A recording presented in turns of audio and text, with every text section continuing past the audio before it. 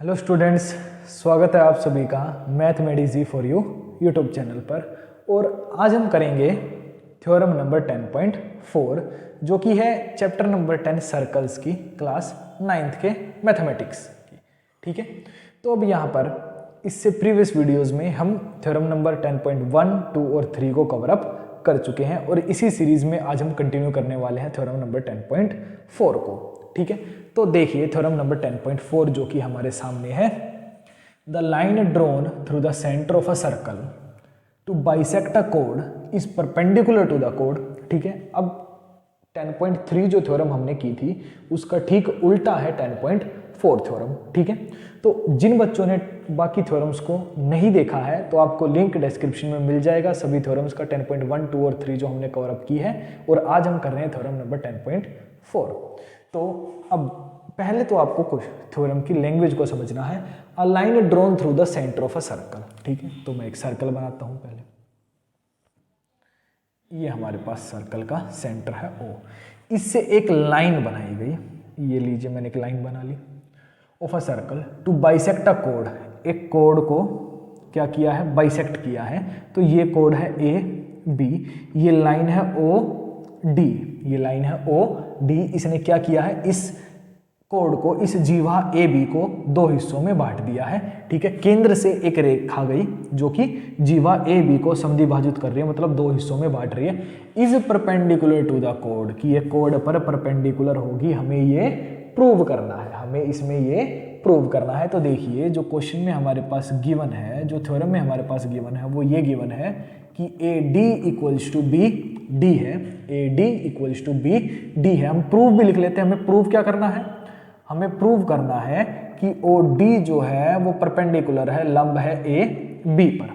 ठीक है, AB पर क्या है, परपेंडिकुलर है। तो इसी रिस्पेक्ट को पूरा करने के लिए कुछ थ्योरम में तो हम O से A और O से B को मिला लेते हैं। ठीक है, O से A और O से B को हमने ज्वाइन कर लिया। ये कंस्ट्रक्शन में आप लिख भी सकते हैं, नहीं लिखेंगे तो कोई ज़्यादा बड़ी बात नहीं है। ठीक है, तो अब देखिए आगे दो ट्रायंगल हमारे पास फॉर्म हुए, AOD और दूसरा है BOD। ठीक है, AOD और BOD, triangle AOD and triangle BOD। ठीक है, तो सबसे पहले हम वो लिख लेते हैं जो हमें क्वेश्चन में गिवन है, AD equals to BD। AD और BD क्वेश्चन में गिवन है। ठीक है, आप लिख भी सकते हैं, यहाँ पर ब्रैकेट में लिख दिया मैंने गिवन। ठीक है, उसके बाद ये बताइए OA, O से A और O से B जो है वो क्या है। बिल्कुल देखिए, जिन स्टूडेंट्स ने मेरी पिछली वीडियोस को नहीं देखा है उनको पता होगा कि ये दोनों क्या है, रेडियस है। ठीक है, और ये कॉमन सी बात है कि O से A ये क्या होगा, रेडियस, O से B भी जो होगा वो रेडियस होगा। ठीक है, तो OA इक्वल्स टू OB, ये दोनों क्या है हमारे पास, रेडियस है, त्रिज्याएं हैं। ठीक है, अब उसके बाद OD इस वाले ट्रायंगल में भी है। देखिए पिछली क्लास में मैंने आपको बताया था, ये देखिए OD इस वाले ट्रायंगल में भी है। ठीक है, OD जो है वो इस वाले ट्रायंगल में भी लग रही है और OD जो है वो इस वाले ट्रायंगल में भी लग रही है। दोनों ट्रायंगल में OD है, तो हम यहाँ पे लिख सकते हैं OD इक्वल्स टू OD, ये जो है हमारे पास कॉमन है। ठीक है, अब कई बार इसको DO भी लिख देते हैं, OD इक्वल्स टू DO, तो अब ये भी लिख सकते हैं, कोई दिक्कत नहीं है। ठीक है, तो अब यहाँ पर हमने देखा ये दोनों ट्रायंगल में साइड्स जो है वो इक्वल है, दोनों ट्रायंगल की जो साइड्स हैं वो इक्वल हैं। तो इसका मतलब ट्रायंगल AOD कॉन्ग्रुएंट हो जाएगा ट्रायंगल BOD के। AOD जो ट्रायंगल है वो BOD ट्रायंगल के कॉन्ग्रुएंट हो जाएगा। कॉन्ग्रुएंट में रूल कौन सा लगेगा, कॉन्ग्रुएंसी का रूल कौन सा लगेगा। अब ये दोनों त्रिभुज सर्वांगसम तो हो चुके हैं, तो नियम भी तो होगा कोई जिससे सर्वांगसम हुए हैं। देखिए साइड साइड साइड, तो SSS द्वारा, बाय SSS। ठीक है, SSS द्वारा ये दोनों ट्रायंगल जो है वो सर्वांगसम कॉन्ग्रुएंट हो चुके हैं। अब हमें क्या करना है, हमें तो इसको में OD को OB पर परपेंडिकुलर प्रूव करना है। ठीक है, तो उसी को प्रूव करने के लिए हम यहाँ पर एक चीज कर लेते हैं कि ट्रायंगल ADO वो बराबर है ट्रायंगल BDO के। ट्रायंगल एंगल ADO बराबर है एंगल BDO के। क्यों, ये चीज हमने क्यों ली है, ठीक है, अभी आप समझेंगे। अभी ये इतनी चीज बताइए कि ADO जो ट्रायंगल है, एंगल है, वो BDO एंगल के इक्वल होगा। किससे होगा ये, बाय CP CPCT कि CPCT से एंगल ADO जो है वो इक्वल आ जाएगा BDO के। ठीक है, इतनी चीज़ समझ में आई आपको। ठीक है, तो आगे देखिए अब एक चीज़ मुझे ये बताइए कि AB जो है वो कोड है, AB जो है वो हमारे सामने क्या है, एक कोड है।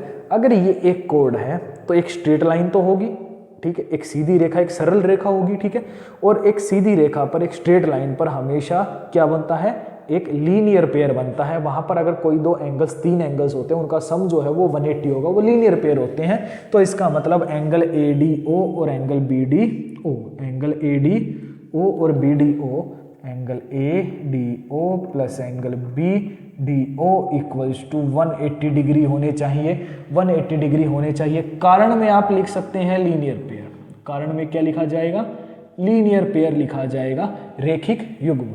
ठीक है, हिंदी में क्या होगा, रेखिक युग्म। ठीक है, तो अब एक चीज मुझे ये बताइए, ADO जो एंगल है वो BDO के बराबर है। ये देखिए ADO जो एंगल है वो BDO के एंगल के बराबर है। तो यहाँ पर एंगल ADO की जगह मैं BDO एंगल लिख सकता हूँ। ठीक है, एंगल ADO की जगह, या मैं इसको इधर कर देता हूँ, आपको विजिबल नहीं होगा तो।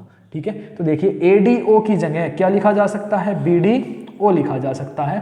तो एंगल BDO प्लस एंगल, यहां पर देखिए, यहां पर तो BDO पहले से ही है, तो plus angle BDO equals to आ जाएंगे 180 डिग्री के। ठीक है, इक्वल्स टू किसके आगे, 180 डिग्री के आगे। तो यहां भी एंगल BDO है, यहां भी एंगल BDO, तो ये हो जाएगा 2 angle BDO equals to 180 degree. तो एंगल BDO इक्वल्स टू 2 चला जाएगा यहां पर डिवाइड में, तो 180/2 इसको काटेंगे तो ये आ गया 90 डिग्री। कितना आ गया, 90 डिग्री आ गया। अगर एंगल BDO 90 डिग्री है तो ADO और BDO बराबर है, तो इसका मतलब 100 angle ADO equals to 90 degree, ADO भी 90 डिग्री होगा। अब एक चीज मुझे ये बताइए कि यहाँ पर ये एक लाइन OD जो AB पर आ रही थी, यहाँ भी 90 डिग्री बनाया, यहाँ भी 90 डिग्री बनाया। तो जब कोई लाइन किसी लाइन पर आती है, जब किसी लाइन से किसी लाइन को किसी लाइन पर ड्रॉ किया जाता है, तो वहां पर अगर 90 डिग्री बन रहा है तो इसका मतलब वो लाइन उसको परपेंडिकुलर होती है। ठीक है, क्योंकि परपेंडिकुलर का ही, लंब का ही काम होता है, किसी रेखा पर जब कोई जाती है तो लंब का ही काम होता है 90 डिग्री बनाने का। तो यहाँ पर BDO एंगल भी 90 डिग्री है, ADO भी एंगल भी 90 डिग्री है। तो यहाँ से एक बात यहाँ से निकल के आती है, then OD is perpendicular to AB, then OD is perpendicular to AB। यहाँ पर पूरा स्पेस नहीं था इसलिए मैंने शॉर्ट फॉर्म में लिखा है।